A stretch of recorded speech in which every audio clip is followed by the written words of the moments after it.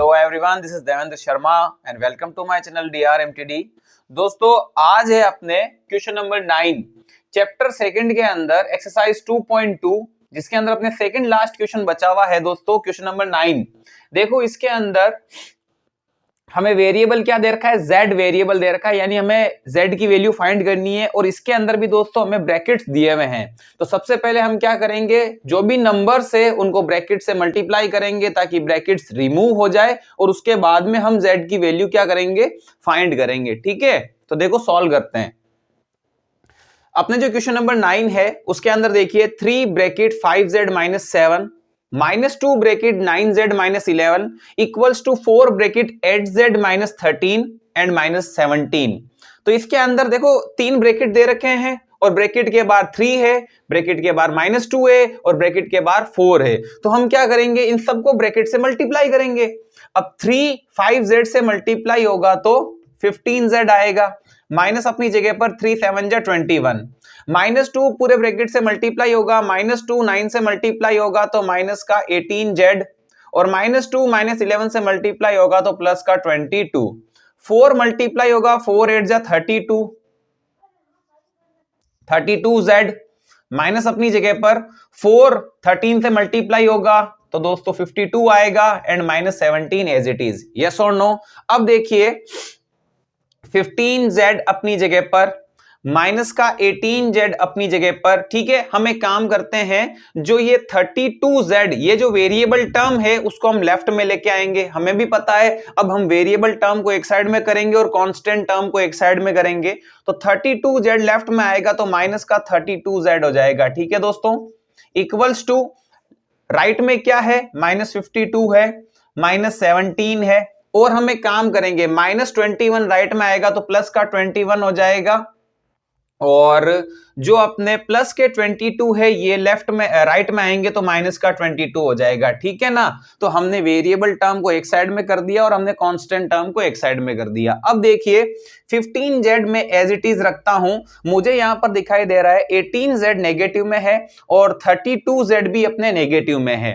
ये दोनों terms negative की है, नेगेटिव नेगेटिव एड तो होता है पर साइन माइनस का ही लगता है। तो 18z और 32z को अगर आप ऐड करोगे तो कितना आएगा दोस्तों, आपको मिलेगा 50z। कितना मिलेगा, 50z। हमने इनको ऐड तो कर दिया लेकिन साइन हमने किसका लगाया है, माइनस का लगाया है। ठीक है, अब यहां पर देखिए, यहां पर दोस्तों 52 माइनस का है, 17 माइनस का है, 22 माइनस का है, ये तीनों ही माइनस के हैं।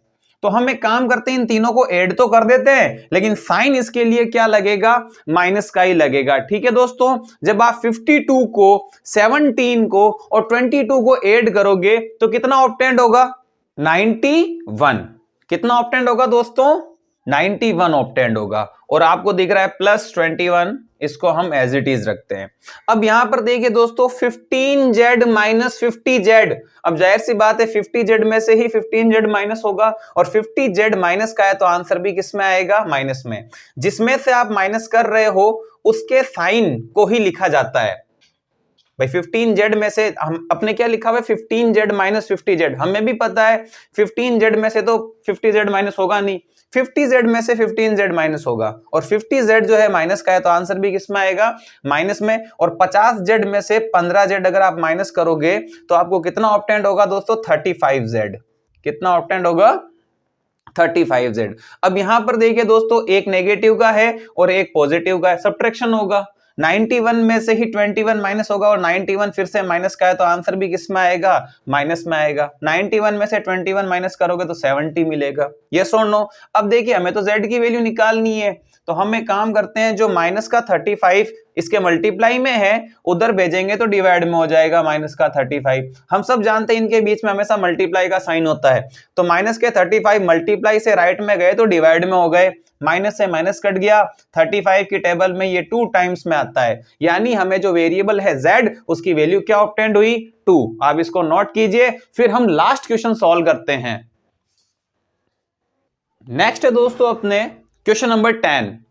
ये अपना लास्ट क्वेश्चन है दोस्तों, पूरी एक्सरसाइज या पूरे चैप्टर का लास्ट क्वेश्चन है, उसको हम सॉल्व करते हैं। देखो क्वेश्चन क्या है अपने, 0.25 bracket 4f - 3 equals to 0.05 bracket 10f minus 9। इसके अंदर दोस्तों वेरिएबल क्या दे रखा है अपने, वेरिएबल है f, यानी हमें f की वैल्यू फाइंड करनी है। और सबसे पहले हमें इसमें यह भी दिख रहा है कि इसके ब्रैकेट के अंदर क्या है दोस्तों, इसके ब्रैकेट में 0.25 है और इसके ब्रैकेट के अंदर 0.05 है। तो सबसे पहले हम 0.25 को ब्रैकेट से मल्टीप्लाई करेंगे और 0.05 को ब्रैकेट से मल्टीप्लाई करेंगे। ठीक है, मल्टीप्लीकेशन में भी दिक्कत नहीं है, बट जिससे मल्टीप्लाई करना है वो डेसिमल के अंदर है, तो आपको थोड़ा सा डेसिमल का ध्यान रखना होगा इस क्वेश्चन के अंदर। सबसे पहले 0.25 4 से मल्टीप्लाई होगा। ठीक है दोस्तों, अब देखिए पॉइंट को थोड़े टाइम के लिए अपन भूल जाते हैं, तो 25 4 से मल्टीप्लाई होगा दोस्तों, क्या आएगा, 100 आएगा। कितना आएगा, 100। और इसमें हमें दिख रहा है 2 डिजिट के बाद में पॉइंट है, राइट टू लेफ्ट। आपको पॉइंट कैसे काउंट करना है, राइट से लेफ्ट की तरफ चलना है। ठीक है ना, तो 1 2 2 डिजिट के बाद में पॉइंट है, तो हमें भी 2 डिजिट के बाद में पॉइंट लगाना पड़ेगा। और 0.25 4f से मल्टीप्लाई हुआ है तो f तो आएगा ही। ठीक है, माइनस अपनी जगह पर 0.25 को हमें 3 से मल्टीप्लाई करना है। फिर से थोड़ी देर के लिए हम पॉइंट को भूल जाते हैं और 25 3 से मल्टीप्लाई होगा तो दोस्तों 75 आएगा। अगेन हम देखते हैं 2 डिजिट के बाद में पॉइंट है, तो फिर से हम 2 डिजिट के बाद में पॉइंट लगा देते हैं और आगे हम लिख देते हैं 0। ठीक है दोस्तों, अब देखिए दोस्तों इक्वल, अब हमें दिख रहा है 0.05 पूरे ब्रैकेट से मल्टीप्लाई होगा। इसमें भी हम थोड़ी देर के लिए पॉइंट को भूल जाते हैं, तो हमें क्या मिलेगा, 005, तो इसका मतलब तो 5 ही है। 5 10 से मल्टीप्लाई होगा 50। और अब देखते हैं फिर से 2 डिजिट के बाद में पॉइंट है, तो हम 2 डिजिट के बाद में पॉइंट लगा देते हैं और आगे 0 लिख देता हूं। अब 0.05 10 f से मल्टीप्लाई हुआ है तो f तो आएगा, माइनस अपनी जगह पर 0.05 9 से मल्टीप्लाई होगा। किससे मल्टीप्लाई होगा, 9 से। पॉइंट भूल जाते हैं, हमें मिलेगा 5 5 9 जा 45। अगेन हम देखते हैं 2 डिजिट के बाद में पॉइंट है, तो 2 डिजिट के बाद में मैं पॉइंट लगा देता हूं, आगे मैं लिख देता हूं 0। ठीक है, अब हम क्या करेंगे, वेरिएबल टर्म को एक साइड में कर देंगे और कांस्टेंट टर्म को एक साइड में कर देंगे। 1.00f में से इसको हम लेफ्ट में लेके आएंगे, अपनी ये वेरिएबल टर्म है, इसको हम लेफ्ट में लाएंगे तो ये माइनस का हो जाएगा 0.50f। ठीक है दोस्तों, इक्वल्स टू, अब हम माइनस का 0.75 राइट में लेके जाएंगे तो प्लस का 0.75 हो जाएगा और माइनस का 0.45। अब देखो दोस्तों 1.00f में से 0.50f हमें माइनस करना है। ठीक है ना, तो हमें काम करते हैं, पहले 1.00 में से 0.50 माइनस कर देते हैं। आपको भी पता है पॉइंट के नीचे पॉइंट लिखना होता है। 0 में से 0 जाएगा, 0 बचेगा। 0 में से 5 जाता नहीं है, बोरो लेंगे, 10 माइनस 5 5 और यहां पर 0, क्योंकि इसने दिया था इतना, तो सब्ट्रैक्शन आपको भी आता है। 0.50f बचेगा। 1.00f में से 0.50f माइनस करते हैं तो 0.50f बचता है। ठीक है ना, अब देखिए 0.75 में से 0.45 माइनस करना है। 0.75 में से 0.45 हमें माइनस करना है। 7 में से 4 माइनस होगा तो 3, अगेन 0, 0.30 बचेगा। कितना बचेगा दोस्तों, 0.30 बचेगा। हमें तो f की वैल्यू फाइंड करनी है, इक्वल्स टू 0.30। हमें तो f की वैल्यू निकालनी थी। अब ये जो 0.50 इसके मल्टीप्लाई में है, इसको हम राइट में कन्वर्ट कर देते हैं। ठीक है ना, 0.50 तो मल्टीप्लीकेशन की फॉर्म में है, जब ये राइट में जाएगा तो किस में हो जाएगा दोस्तों, डिवाइड में हो जाएगा। किस में हो जाएगा, डिवाइड के अंदर। ठीक है, 0.50 मल्टीप्लीकेशन से डिवाइड के अंदर कन्वर्ट हो गया। अब दोस्तों हमें यह दिख रहा है कि पॉइंट के बाद में 2 डिजिट है और इसमें भी पॉइंट के बाद में 2 डिजिट है, तो हम पॉइंट से पॉइंट कट कर देते हैं। ठीक है, अब देखियो क्या अपने क्या बचता है यहां पर, 30/50। 0.30 तो लिखना जरूरी नहीं है, आप भी जानते हो किसी भी डिजिट से पहले अगर 0 है तो उसकी वैल्यू नहीं होती है, पीछे है तो उसकी वैल्यू है।